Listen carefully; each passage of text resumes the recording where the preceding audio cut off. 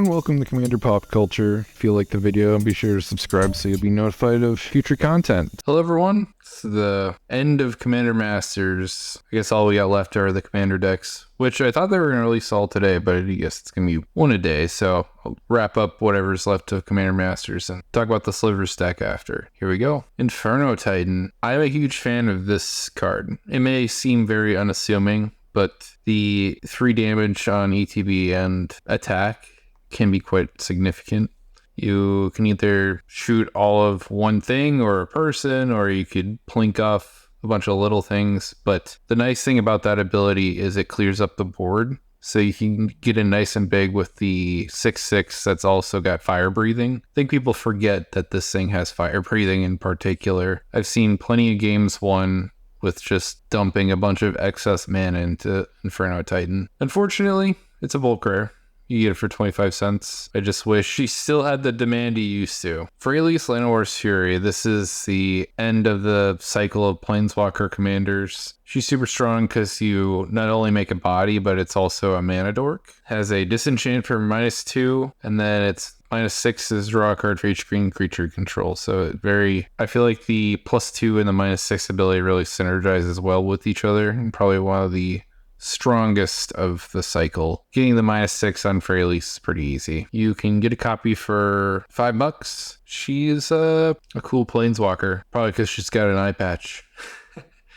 A pirate of the forest, as you may call her. Gisela, Blade of the Gold Knight. She's super unique in that she halves the damage that you receive but doubles the damage to everybody else. It doesn't care what the source is. I wanted to make sure because, say one opponent attacks each other, that damage is doubled as well. It's quite a brutal card. You can get a copy for as cheap as $4. I don't know how I feel about this version. It looks kind of just weird to me. For a creature or a being where the wings are supposed to be attached to your body, I look at this card and they don't feel like they are. You know what I mean? Like, it looks like it's part of the background. I think the style that they're going for doesn't really help very much. Who's to say, though? The other fuller version I got was this. I don't know. I get a good laugh from this one, at least. I'm not happy with either full art treatment. I'd rather just stick with the badass version that we get here. It just sucks because for such a powerful card, there's not as powerful representation other than the base form. Maybe someday we'll get what we want. Hannah Ship's Navigator. Very flexible in that you can return an artifact or enchantment from your graveyard to hand. It's a little mana taxing and it suffers from summoning sickness. I don't see this card played very often as a commander or the 99, which is probably why it has a 65-cent price tag. The next card we get is Wrath of God, which is a spectacular board wipe. Fits my criteria of what's playable. Take a pick of which version you want, though. I don't remember which version I have because there's been so many iterations. It could be, I think I put the movie poster in my trade binder. I'm either between the Fortnite one or the Raiders of the Lost Ark version.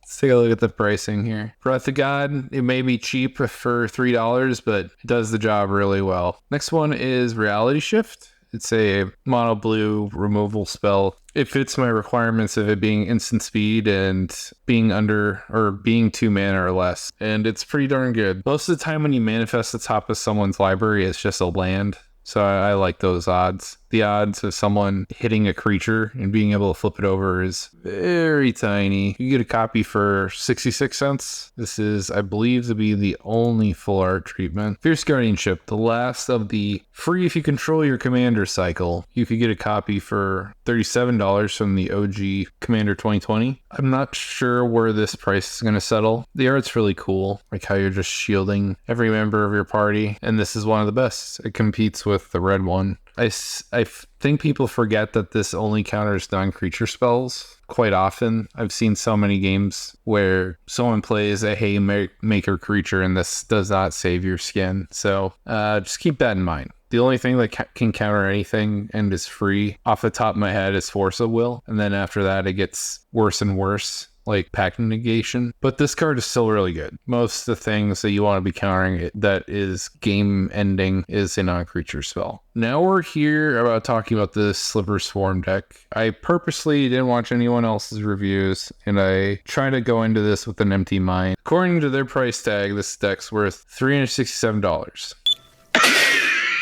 Let's see if it's worth it. We already talked about Sliver Grave Mother in my first video, so we're going to move on from that. My beliefs with the Sliver deck is you want as many cheap slivers as possible. An interesting version of slivers, I guess you could say, back in the day. I used to play Achroma, the partner, with Thrasios, and the whole theme of the deck was to get as many keywords on every creature you get, so you get a stacking anthem effect from Achroma, and the best way to do it was with slivers. So based on the list, anything 2 or less I'd say is perfect, and then once we get to 3+, it gets a little dicey, and you should be very specific in what you pick. Gilroy Sliver, spectacular, because flying. Evasion in your creature deck is always awesome. You always want it. Good inclusion, striking sliver. I don't know how first strike is just a quality of life kind of a thing, but for 1 mana for a 1/1 body that gives everything else first strike, that's a pretty sweet rate. Clot Sliver, I like the backup plan of regenerating your stuff, albeit it costs 2 mana to do it, but I like the safety net that Clot Sliver brings, and I probably run this myself. Like, I didn't run it in my Achroma deck because it didn't specifically have a keyword that I cared about, but if I was playing exclusively slivers, then I'd run this for sure. Cloud Shredder Sliver is probably one of the best slivers in all time. You get flying and haste. You get to do something with your slivers the turn you play them, and you have evasion. If you don't run Cloud Shredder Sliver, I highly recommend you do in your sliver decks because I think it's the best. Crypt Sliver, another tap regenerate. I think Crypt Sliver is better than Clot Sliver. If you give your slivers vigilance, which there are plenty of ways to do it, that's pretty awesome. You'll always have that on deck. When you're getting a Crystalline Sliver, I feel like this has been downshifted. Was it always uncommon? Giving all your stuff Shroud is really good. Makes all your stuff untargetable and gets to make people's single target removal quite useless. And in Commander, you typically run more single target removal than you do board wipes. So this is more of a thorn in people's side than people probably give it credit for based on its $5 price tag. Fusion Sliver. I actually don't know if I own this one. Whenever a sliver you control becomes a target of spell and ability controls counter it unless they pay 2. Effectively gives all your slivers ward 2. More layers of protection for your go wide strategy. Gemhide Sliver. This is one of those things where every sliver deck depends on this sliver to make their deck really function. And I'm kind of glad that they included it because it'd have been hard to play a 5-color sliver deck without it. It's integral. For $1, it's a steal. Hatchery Sliver. This is one of the new cards. There's supposed to be 10 of them, so this would be the second one I'll be talking about because Sliver Grave Mother was the other one. Has Replicate 2. Each sliver spell you have has Replicate. The Replicate cost is equal to the mana cost. Replicate only matters when you cast a spell, so the only thing that I dislike about this card is it's useless in the early game. It gets better as the game goes on, so I'd rather draw it in my mid to late game so I could really take advantage of the Replicate. Cheap slivers is always wanted, like I said. It's going for $15. It's hard for me to determine the justification of these new 10 cards that are coming in these commander decks because they're going to get a different version inserted in collector boxes. They're getting their, widescreen variations stuck in those products. So there's going to be more of these found, and since it's a new card, it's hard for me to determine how good it actually is going to be. The thing I also don't like about this is if you're replicating a certain sliver that doesn't really stack on top of each other. So like you can only give your creatures flying once, you know what I mean? And you can only give your slivers first strike. So they're not exactly adding much other than an additional body. Unless you're replicating, let's say a muscle sliver, then everything gets bigger. Like it's actually adding to your game plan. But the first strikes that like these keyword ability ones, if you copy those, it's like, who cares? Do I look like someone who cares? I think it's a little overrated for $15 just based on the application of Replicate, and the things that you're mostly going to be copying is just keyword slivers that don't stack. So I think this card fits a weird little niche. Hibernation Sliver, I love this guy. You don't have to make a mana investment or a tapping investment. You just pay 2 life, return it to your hand. That's super good. I feel like this card doesn't get enough play in general, especially if it's going for $2. It's really good because it dodges every board wipe versus some dodge more than others. Like regenerating only deals with destruction, doesn't deal with exile or bounce spells, but obviously you wouldn't activate Hibernation Sliver for a bounce. Mana West Sliver, that's the other Mana Dork Sliver that's required in Sliver decks. Good job, Wizards. Quick Sliver is nice. It's pseudo haste and it allows you to play around interaction quite nicely. If you have an option to play on other people's turns, you should always take that other than playing at main phase speed or sorcery speed. Hey, Sentinel Sliver, a Vigilance Enabler. My favorite 2 abilities in Magic that are keywords is Vigilance and Lifelink. They're the most aggressive enabling keywords in the game, and I don't see those abilities very much, and people in my store or that know me hear me preach about those keywords all the time. Those 2 abilities are very unappreciated. Sinew Sliver, this would be a good copy for Hatchery Sliver, where,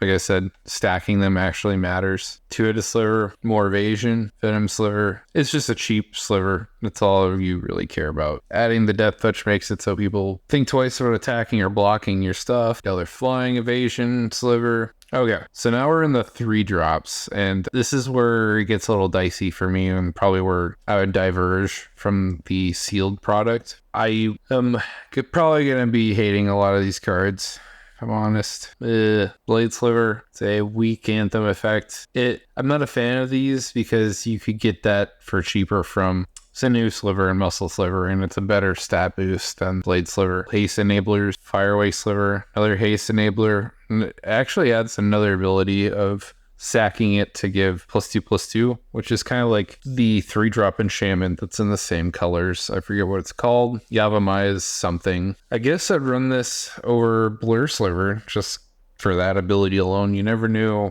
when, if you get stacking abilities. Like I would run, for instance, Wing Sliver, and I would run Gale Raider Sliver. And if I need to get in for a little bit of extra damage, then Firewake would fit that build nicely because I only need 1 of them to get what I want. Harmonic. Now this is a much better 3-drop sliver in terms of it acts like a Aura Shards and turns all your slivers into ETB triggers that blow an artifact or enchantment up. I love the smell of napalm in the morning. I wish you saw the card first, but it forces you to discard before you see the next. So it's kind of a not so good card advantage because you're trading 1 for 1. You're not actually increasing your hand size. I'd rather probably run any other card advantage spell in the game over Hollowhead Sliver. Lava Belly. When this creature enters the battlefield, it deals 1 damage to Shark, player, or Planeswalker. I don't think pinging 1 damage and getting 1 life is really relevant. It only is as if you can make an infinite amount of slivers. With like Sliver Queen, then yeah, this is a win condition, but Sliver Queen is a reserve list card, meaning I know for a fact it's not going to be in this deck, so this Sliver will pull 0 importance to this deck, and I'd rather run anything else over Lava Belly. Sacrifice this permanent, destroy another target permanent. So it's kind of like Vindicate, only at instant speed. The mana investment's kind of steep, and sacrificing a piece of your hive mind can be detrimental. So I'm not a big fan of this card. Realm Walker, you have to be kind of careful with these kinds of like play from the top of your library kind of cards, and if you do, I think the magic number is you have to be running 30 plus creatures of 1 type for this to be worth your time. See how many creatures there are. There are 43, so I imagine there are over 30 slivers, and this is perfectly fine. Interesting.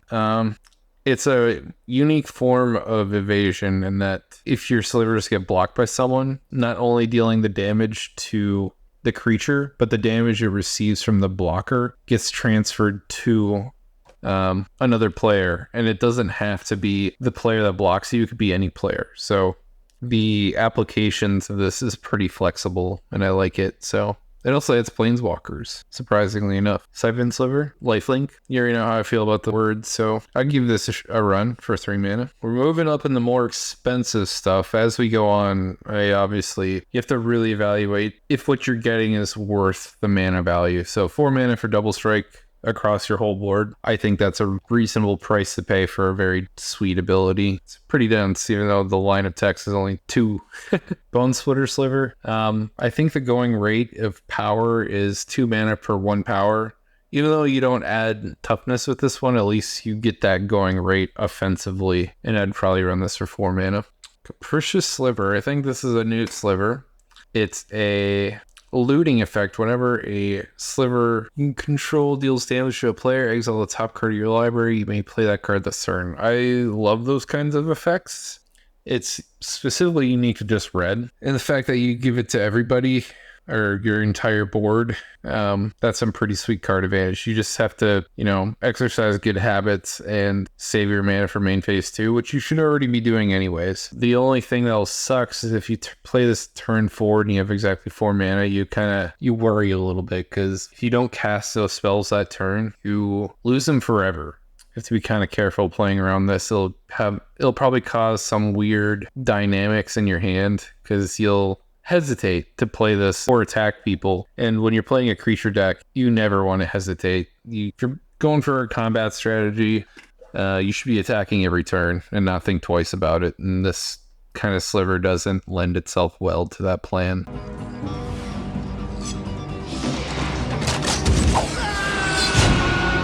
You must never hesitate. $30. Okay, that's a little outlandish of a price.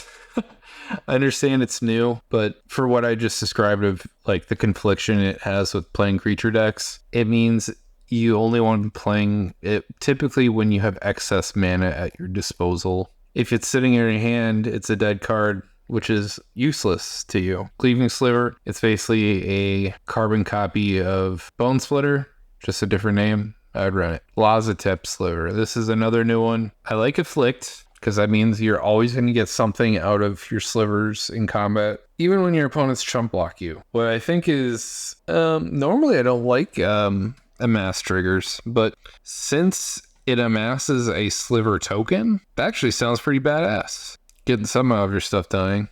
How much is this one going for? $15, a little more fair for sure, comparatively to Capricious Sliver. I think it's a nice quality of life. I'd like to see it perform in games in terms of if it's worth people's time or not. You'll make one really big sliver should a bunch of them die, but it's not going to have any keywords. Like, I'm imagining a board wipe happens and you lose 5 slivers, you get a 10-10. It's just a vanilla creature in that moment. And for those of you who've been watching, I think you all know how I feel about vanilla creatures or creatures with big stat blocks. They don't really matter in my eyes. So I like the crossover invaded Almond Kettle, and it's taken on the qualities of, I was going to say the living, but since it's clearly more of the style of the zombies and mummies that are on the plane, I think I would have liked this a little bit more if it was Embalm. I think that would have been a really sweet version of this card. Nice backup plan from your graveyard, but it would have been a little weird because they already have Sliver Gravemother, which kind of does that already. So maybe that's why they avoided giving all slivers Embalm. Regal Sliver. This is another new one. Slivers have, when this enters the battlefield, slivers you control get +1/+1 till end of turn if you're the Monarch. Otherwise, you become the Monarch. Huh. I like the name and the flavor, and if you don't get the +1/+1, you at least get the monarchy back. It'll be really hard for people to keep monarchy with something like that, kind of an ETB trigger. Look at me. Sure. I'm the captain now. I think the sweet parts of it is you get a scaling anthem effect. I think we circle back to Sliver Queen, and where this will provide a lot of support for that kind of strategy. How much is it going for? $30. This product's very new, so people can set whatever price tag they want to it, but there's going to be so many more copies floating out there other than what's in the commander decks, and I don't think this is worth $30. For making your slivers completely unblockable for 4 mana, I'm not sure if I truly like this card, because we've already seen Wing Sliver and Gale Rider and Cloud Shifter. I feel like you have enough evasion where spending 4 mana for being unblockable is not really worth it. Daunting. Whenever a sliver enters, go target creature and opponent controls. It's cool in that it buys you time, but in the moment that it's one-on-one, goading is useless. What is this worth? $30. Is that the going theme? This, if it's brand new, it gets a $30 price tag because they don't know how else to price these cards. Like, I don't think this is worth 30. Broodsler. This is like the pipe dream sliver of getting your board as wide as you can, and it's appropriately priced for 5 mana. If it was priced any cheaper, I think this card would be more broken. What is he going for? $4? That's a pretty sweet deal. It just sucks that in order to get those tokens, you have to connect with someone. I'd rather go for Sliver Queen for 5 mana and just guarantee those tokens without having to hit someone. Might Sliver, we already talked about the going rate of Anthem FX and Slivers, and you're paying 1 more to get what you would get out of Bone Sliver, so I'm not a big fan of Might Sliver. This is another new card. Enters, she's a creature type. Slivers you control and non-token creatures you control are the chosen type in addition to their other creature types. The same is true for spells you control and creature cards you own that aren't on the battlefield. This card feels really weird to me. It's not a sliver, and it basically lets you add additional typings to your slivers, but I just don't know. I don't know what the applications of this are, or what the applications for this spell is. I don't like its bottom ability of paying 3 mana to make a 1/1. I feel like all the significant stuff is in the top and middle paragraphs, but I don't know what you could possibly need that for. Like, what is this going for price? We don't know. But this card just feels bewildering. I don't know what's the need for this. I feel like when you're playing a tribal deck, you don't have room for any other creature type other than the one that you're playing. So this just feels like a weird inclusion to the deck because your creatures are already the type they need to be. What are you, taking stupid pills? Come on, save us some money. You know what I mean? Like, what else do you need? This feels like a stupid card to me. Sliver Hivelord, a nice protection plan.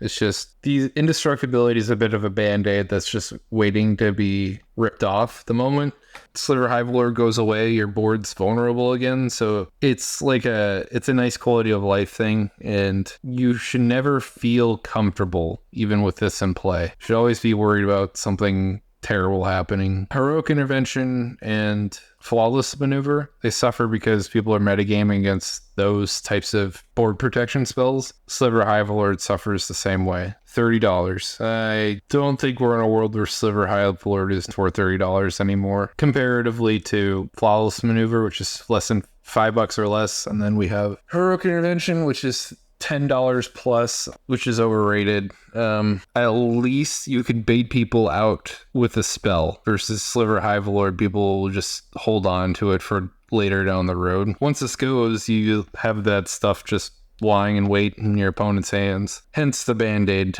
analogy. Ooh, Synapse Sliver. Now this is it's an oldie, but an absolute must card advantage sliver. I'm kind of glad it's getting a reprint. $10. Yeah, it's worth every penny. It's basically a coastal piracy, but on a creature for your entire board. I would run it in every Sliver deck.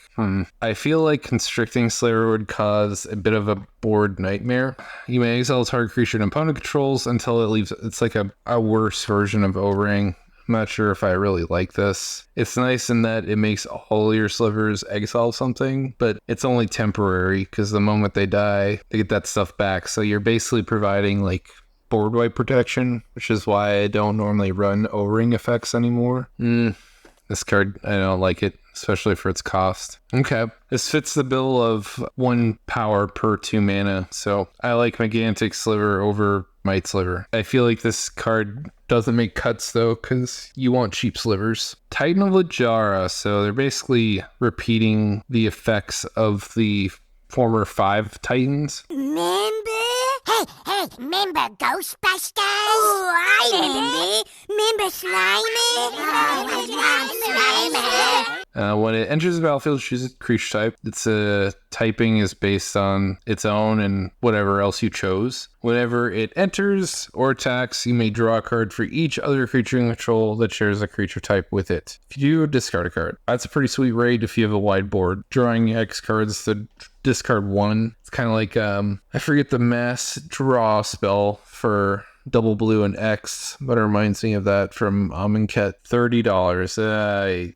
You can get that Amonkhet card for a lot cheaper. I don't think it's worth $30. It's nice at least that you get it on ETB and on attack, so maybe it being recurable, it definitely sets it more expensive. It should be worth more than that spell I was talking about earlier, because it's repeatable and it's brand new. Farseek, 2 mana, get any land you need, because it doesn't specifically say it has to be basic, so your shock lands are fetchable with Farseek. Only bummer is it comes in tapped. Nature's Lore. This and 3 visits kind of suffer from the same thing, because you're forced to get a forest, which is obviously a color you already have access to. So it's kind of a weird situation you're in. But you get shock lands again. The nice thing about these two is the land comes in untapped, so you could use it the turn you play it and string multiple spells together. Cultivate feels like a bit of a must-have.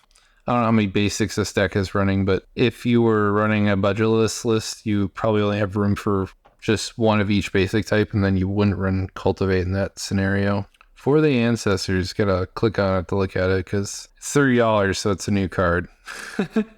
That's how I know it's new, as if it costs $30 or not. Choose a creature type, look at the top 6. May reveal any number of the chosen type from among them, put it into your hand, and it has flashback for 4. I'm just not a fan of RNG. 6 cards you think is pretty deep, but if 30 cards are creatures of one type, and you have 30 lands and 30 of everything else, I think you'd be lucky to hit 2 off of 6 cards. I think the nicer part about this card is you get a second crack at it with its flashback cost. Is this a staple in tribal decks or in green? Maybe. I guess I'd prefer something more guaranteed of just drawing cards just flat. I almost would prefer that over Rally Ancestors, or for the Ancestors, because I at least put that to use and I'm guaranteed additional cards versus this card. I'm not. That's why it scares me away. I don't think this is worth $30 for that reason. Harsh Mercy, 3 mana board wipe. That's pretty awesome. If you're ever in white playing a tribal deck, auto include. 3 mana board wipes you don't see very often. White has multiples of them that I personally love myself. Even though they only destroy stuff, the cheapness is just too good to pass up. Slaughter the Strong is another preference of mine. And then there was one in Lord of the Rings that just came out where it's double white that I also play and love. The going rate is just too good to ignore. Windfall feels a little shoehorned. I don't know why this is in the deck. Another one-sided board wipe. If you were watching my last video, 4 toughness is like the magic number because it seems to just like stonewall a lot of like incidental damage out from coming your way. -3 doesn't do the job. That's why things like Flame Tongue Kavu is really good. I'm a huge fan of Decimate, and I have the full art like heavy metal version.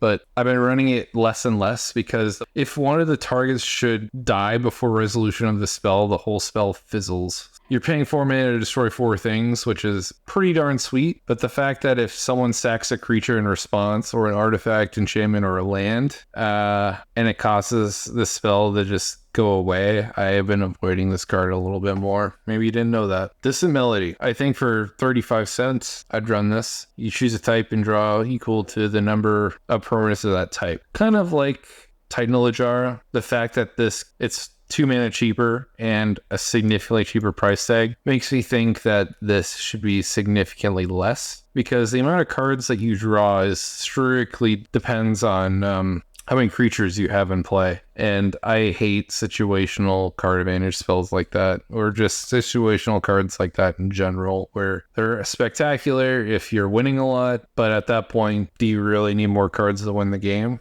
I guess this would, if you have a full board and you cast this, you'd probably put a pretty good nail in everyone else's coffin if you resolve this with a Pipe Dream board state in mind. Cleansing Nova, if you're paying 2 more than Harsh Mercy, but you get the flex of hitting artifacts and enchantments. I like that you could hit both. You never know when you're going to need it. Got your obligatory Soul Ring, Arcane Signet, Felwar Stone. Pillar of Origins, I don't like this card very much because the creature type only represents a third of your deck. I guess in this deck it accounts for 43 cards, so at least you're getting something out of it, but I'd rather just run a Signet or a Talisman over Pillar of Origins because I could use it for other things like your instant sorceries and artifacts, enchantments, what have you. It just kind of pigeonholes you, and you want it to be useful to you for any kind of spell. Herald's Horn, I'd rather run something else. Like, the game's getting shorter, so you're not getting many upkeep triggers to warrant this 3 mana do nothing spell on turn 3. Cost reduction's nice. I feel like you could play something cheaper and more consistent, like a 2 mana Talisman or a Signet again, and it's useful for every spell in your deck versus this not. It's an anthem effect for a creature of your choice, and then you could sink 3 mana to look at the top 3 cards. You reveal a creature of that same type and put it in your hand. The anthem rate is 2 mana, not 3. Don't run Icon. If you're paying 3 mana to look at the top 3, you're in desperate need, and I'd rather just run something better. Card draw on a cast is where the desirable pieces are. Again, I think you could still make arguments of playing something better. This is going for $5. Rightfully so. We're in such a strange world where Vanquisher's Banner isn't good enough. I don't know if people want this or not. I wouldn't run it in my tribal decks, or I haven't in a long time. This is a new card. $30 price tag. Whenever one or more creatures you control deal damage to a player, sack one of them. If you do, reveal cards from the top of your library until you reveal a creature that shares a type with that creature, pull it on a battlefield, and the rest on the bottom of your library in order. It's a polymorph card. It's just kind of strange because we're back on that subject matter of every sliver is integral for the hive mind. And you don't really want to sacrifice anything, and you'll be put at odds because of this card. You have a chance of wheeling into a new sliver that's better, but if you build your deck in a way where every card is important, then it gets harder and harder to give things up. I don't think it's worth $30 for that reason. All right, we're going to look at the mana base here. I really hate tapped lands because of the tempo you sacrifice from them. I really recommend people not, run these kinds of things. They're 50 cents for a reason. And the amount of games I lost in my lifetime early, because I used to run tap lands when I was new to the game because I valued fixing. I lost so many because of that tap DTB clause. And then as I grew as a player, I realized that you can get fixing from untapped lands. And obviously they cost more, but I think we're in a day and age where it's more affordable. Like, you could run Pain lands, you could run the Commander Battle Bond lands, you can run the Horizon lands are good too. And I think the ones from Midnight Hunt and that Crimson Vow, where they come in untapped if you control 2 or more lands, I run those over these any day of the week. The only thing that these have going for it is they have land types, Mountain Forest, so they make it nice for tutoring with your 3 visits, Nature's Lore kind of stuff. But again, things enter a tap kind of wreck you. Don't recommend it. More tapped lands. Oh my god. Okay, so let's count how many of these come in untapped. 3, 4, 5, 6, 7, 8, 9, 10. 13, 15, 16. Okay, so there are 37 lands and only 16 of them come in untapped. You're going to have a really slow game on your hands.